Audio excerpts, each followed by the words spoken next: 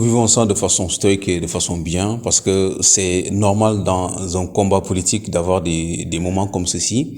Et moi, je suis assez content parce que ça permet au président Ousmane Sonko de bien se reposer, parce qu'il a été beaucoup sollicité depuis plusieurs années. Donc il se repose bien et il n'est pas seul dans ce combat-là. D'autres collègues à lui de la coalition Yewwi Askan Wi mènent le combat. Des collègues du parti PASTEF mènent le combat.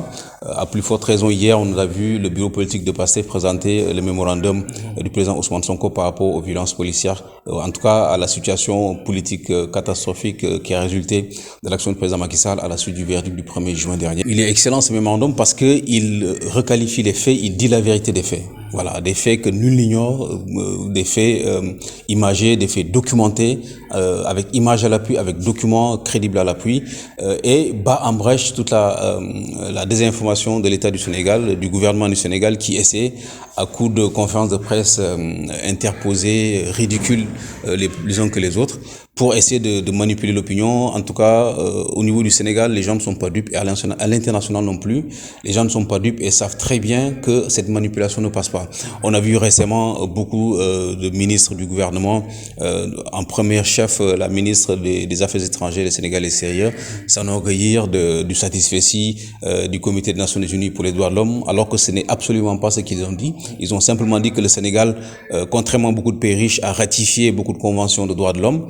Bon, ratifier et pratiquer, ça, c'est pas la même chose. Ils ont également dit que le Sénégal donne à temps des comptes rendus, en tout cas de ce qu'il faut. Cela ne veut absolument pas dire qu'ils respectent les droits de l'homme. Donc, heureusement que nous savons lire, nous avons été à l'école nous aussi, et nous savons lire entre les lignes. Nous avons clairement vu que le Sénégal, actuellement sous l'ère de Macky Sall, est la pire gouvernance dans l'histoire du Sénégal et ne respecte absolument pas les droits des citoyens, à la fois politiques, de la société civile, des journalistes.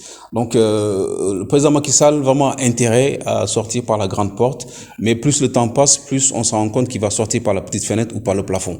Donc il n'est pas trop tard qu'il essaie de faire amende honorable et dire clairement qu'il ne va pas se présenter à une candidature à l'élection présidentielle du 25 février 2024. Absolument rien du tout. Donc nous ne sommes pas dupes. Le président Macky Sall va continuer dans sa duplicité, c'est-à-dire il clignote à gauche, il tourne à droite, il va dire ce qu'il va dire, parce que nous lui avons confié un mandat en 2012, en 2019, et il nous demande de le supplier pour qu'il nous rende notre mandat.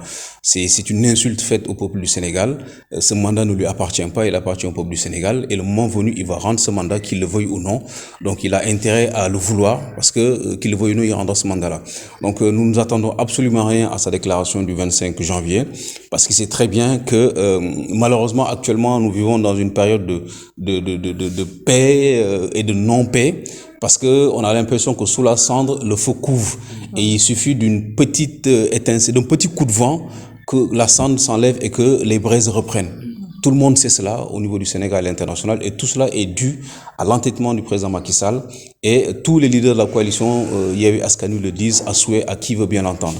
Donc nous n'attendons absolument rien de ce discours-là. C'est un discours creux, vide de sens comme d'habitude, et le président Macky Sall prend ses responsabilités et le peuple sénégalais prendra les siennes, et advienne que pourra.